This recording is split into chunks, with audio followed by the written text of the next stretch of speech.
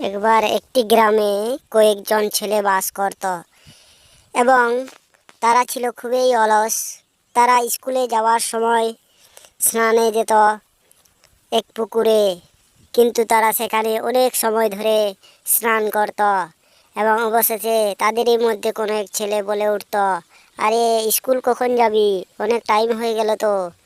তারপর তারা শেষমেশ কোনো মতে সেখান থেকে উঠতে শুরু করে এবং বলতে থাকে যে ঠিক আছে, চলো চলো স্কুলে যাওয়া যাক, না হয় স্কুলে মাস্টার অনেক বকবে। অবশেষে তারা স্কুলে যাওয়ার জন্য স্কুলে যায়। এদিকে স্কুলের প্রধান শিক্ষক অনেক রেগে রয়েছে এবং তাদেরকে বলছে তারা এতক্ষণ কোথায় ছিল।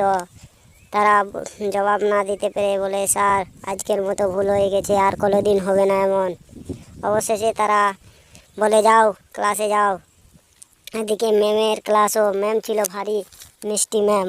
সে তাদেরকে শিক্ষা দিল সময় সম্পর্কে সচেতন হয়ে যাও, কারণ একবার সময় চলে গেলে আর সময় ফিরে পাওয়া যায় না।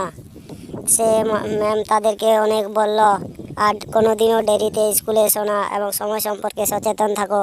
বন্ধুরা, ভিডিওটি ভালো লাগলে অবশ্যই সাবস্ক্রাইব করে